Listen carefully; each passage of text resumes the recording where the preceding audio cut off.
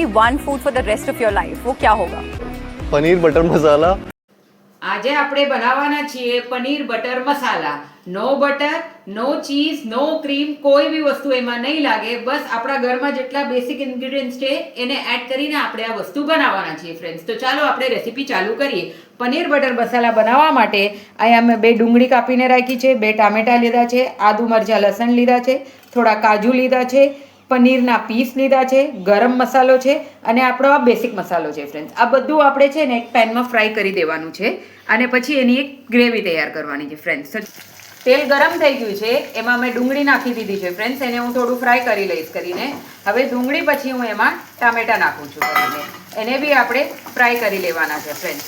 તમે જરૂરી નથી કે નાના નાના કટકા કરો કરીને, રફલી ચોપ કરો, કેમ કે આપણે તો એનું એક પેસ્ટ જ બનાવવાનું છે, ગ્રાઇન્ડ કરવાનું છે મિક્સરમાં. એટલે કાંઈ એમાં નાના મોટા કરવાની કોઈ જરૂરત નથી, જેમ તમને ફાવે તેમ કરજો. હવે આપણે આદુ મરચાં લસણ નાખશું એમાં, એને ફ્રાય કરી લઈશું. બધી વસ્તુઓને મસ્ત રીતે ફ્રાય કરી લેવાની છે અને એટલી ક્વિક અને ઇઝી રેસીપી છે ફ્રેન્ડ્સ. ફટાફટ તૈયાર થઈ જાય છે કરીને, એને વારે નથી લાગતી કરીને, બહુ ટેસ્ટી છે, ખાવામાં બહુ જ સારી લાગે છે. હવે આપણે એમાં થોડાક મસાલા નાખશું, જેમ કે મીઠું સ્વાદ પ્રમાણે. મીઠું મેં નાખી દીધું છે. હવે હળદર, ધાણા જીરું અને લાલ મરચું. હવે એને બી આપણે થોડુંક સોતે કરી લઈશું ફ્રેન્ડ. બધું જ ઇન્ગ્રીડિયન્ટ્સ આમાં આવી જાય છે, પછી વઘાર વખતે કાંઈ નથી, એકદમ ફટાફટ 2 મિનિટમાં રેસીપી આપણી તૈયાર થઈ જાય છે કરીને. હવે મેં એને ક્વિક ટોસ આપી દીધું છે ફ્રેન્ડ. હવે એમાં થોડુંક ગરમ મસાલો નાખીશ. હવે એમાં કાજુ નાખશું આપણે. હવે એને ટોસ કરી લેશું આપણે બધી વસ્તુને. ને હવે લાસ્ટલી ફ્રેન્ડ્સ આપણે એમાં પનીરના ક્યુબ્સ નાખી દઈશું કરીને. ને આ બધું વ્યવસ્થિત ટોસ થઈ ગયું છે આપણું. આને 2-5 મિનિટ આપણે ઠરવા દેવાનું છે અને પછી મિક્સર જારમાં આ બધી વસ્તુઓને આપણે ગ્રાઇન્ડ કરી લેવાની છે અને એક ફાઇન પેસ્ટ રેડી કરવાનું છે. હવે મેં એ પેસ્ટને મિક્સર જારમાં ટ્રાન્સફર કરી લીધું છે. હવે આપણે એનું માઇન પેસ્ટ બનાવવાનું છે કરીને ફ્રેન્ડ્સ.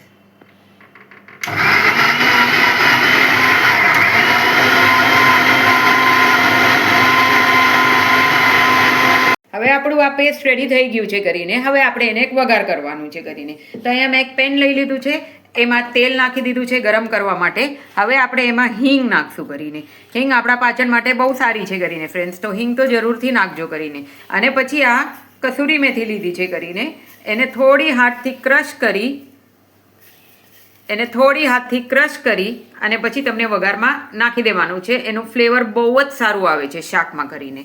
હવે આપણે એને થોડુંક સોતે કરી લઈશું કસૂરી મેથીને, હિંગને, અને તરત જ આપણે આ પેસ્ટ નાખી દેવાની છે ફ્રેન્ડ્સ. આ આપણું સોતે થઈ ગયું છે.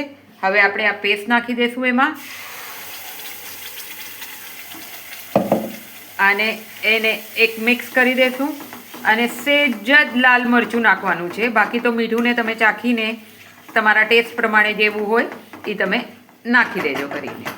હવે આપણે એમાં સહેજ લાલ મરચું નાખશું. બસ ફ્રેન્ડ્સ,